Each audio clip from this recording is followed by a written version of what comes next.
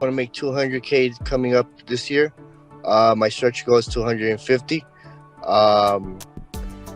And finally getting more close to them, stuff like that. Getting more close to the church. So that's really a big thing for me right now.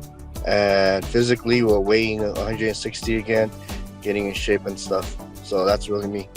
Honestly, I feel like working towards my actions, honestly, like working towards my goals and not just stating them, and then also leading by example. So as far as like when it comes to like motivating people, whether it's like my family or my friends or whoever it is, I kind of like tell them what they should be doing, but I might not necessarily be doing it. So I want to lead by example, like whether it's like, you know, being in the gym, I'll tell them like, hey, you need to go at least 3 times a week. So I know that I need to show up at least 4 times a week to let them know that they got to be in the gym 3 times a week. Look, Marwa, can I share you something? We can all learn from this one. Go ahead.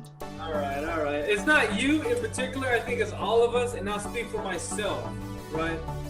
Last year, the end of last year in particular, I realized something that I was not doing. And what that was congruency.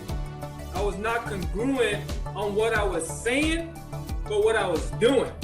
Vice versa, the things I was saying, I was not doing. And people can smell that from a mile away.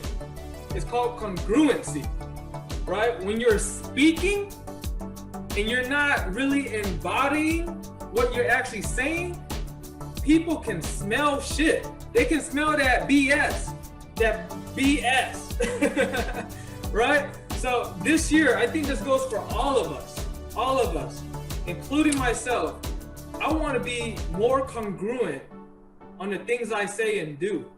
All right. So let's all make a commitment to that. The commitment is being congruent with the things we say, right, to the things we do. All right. When we do that, automatically, guys, you gain more influence, right? At the sales level, talking to your customer. When you're saying something and you're embodying it, the customers, the people that you want to influence, your brothers and sisters, they will follow you. They will want to hear you. Guys, this goes for all of us here. If you are writing down your goal, take yourself from future tense to present. All right. For example, I will, change that to I am. So if you are $100,000, you embodied it already. You don't want it anymore. All right, so this goes for all of us, right? The things that we say to ourselves, we're gonna embody. So if you want to be congruent to your goals, change the I will, I want to I am. So I wrote a couple things down.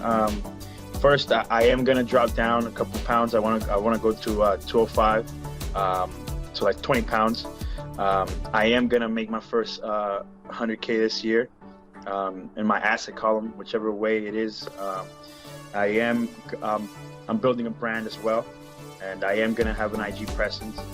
And one of my biggest ones is I am gonna build lucrative relationships. And that's what I want to focus on, and shift my mentality from to become more of a growth mindset and create better habits for myself. And yes, guys, if you haven't wrote down your goals or manifested or started a vision board this year, I am strongly encouraging you guys to do so, because that is the first thing that we should do as entrepreneurs that are trying to achieve more. Okay, we can see it, visualize it, hear it, sub-modalities, right? The more we see it, hear it, feel it, the more it's going to be ours.